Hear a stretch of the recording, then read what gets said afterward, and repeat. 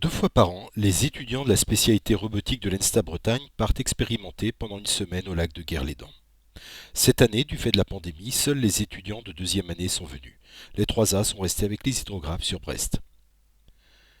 Le site nous était entièrement réservé, pour 21 étudiants, les encadrants. Parmi les encadrants, nous avions des stagiaires, des doctorants et des chercheurs.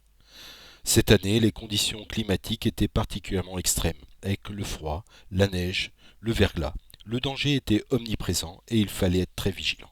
Voilà la salle du haut où se tenaient les cours théoriques et les développements logiciels.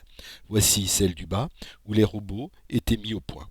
La mécanique, l'électronique, la communication et l'intelligence.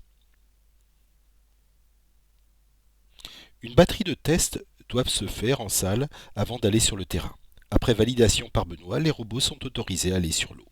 La mise à l'eau est parfois périlleuse, et un simple bug peut envoyer le robot à l'autre bout du lac.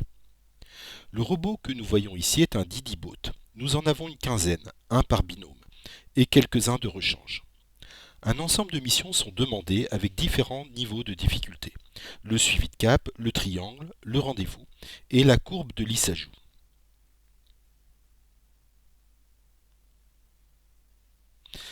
Jusqu'à la nuit tombante, les étudiants travaillent d'arrache-pied pour répondre à l'ensemble des épreuves demandées.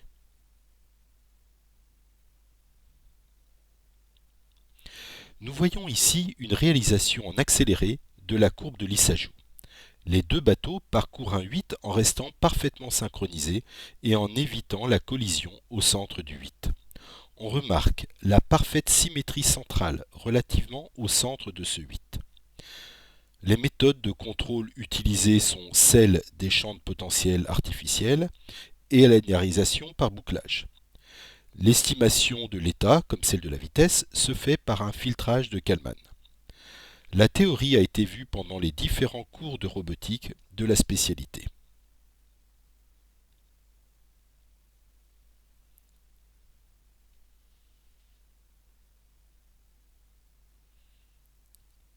À la fin, les robots vont s'arrêter au centre du 8. En parallèle des activités d'encadrement, les encadrants en profitent pour faire des expérimentations liées à leur activité de recherche. Nous voyons ici Christophe qui cherche à donner une mission au ROV en garantissant que le câble ne fera pas de nœud et n'accrochera pas d'autres obstacles. Nathan et Morgan testent ici des algorithmes pour le Riptide, ainsi que l'architecture électronique et logicielle développée par les 3A. Un des problèmes auxquels on s'intéresse est celui du plongeon. Pour des raisons de sécurité, nous avons donné au Riptide une flottabilité exagérément positive. Il a fallu trouver une loi de commande pour rendre le plongeon possible. Les premiers tests d'autonomie doivent se faire avec une laisse. Nous ne pouvons pas nous permettre de lâcher le robot et le perdre suite à un problème dans la loi de commande. Un protocole expérimental a donc dû être développé afin de pouvoir lâcher la bête en toute sécurité.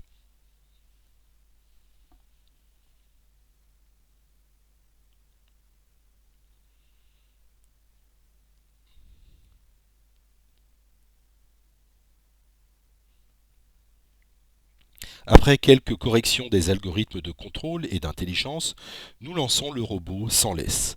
Les algorithmes ont été au préalable validés par différentes simulations. En surface, le robot navigue bien. Il semble être nerveux et rapide. Le suivi de cap se base sur la boussole uniquement.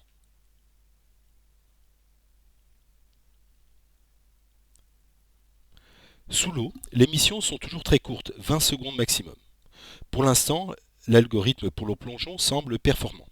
Nous n'avons pas d'algorithme de localisation et le GPS ne fonctionnant pas sous l'eau, nous avons dû nous contenter de suivi de cap à différentes profondeurs, 10 mètres maximum.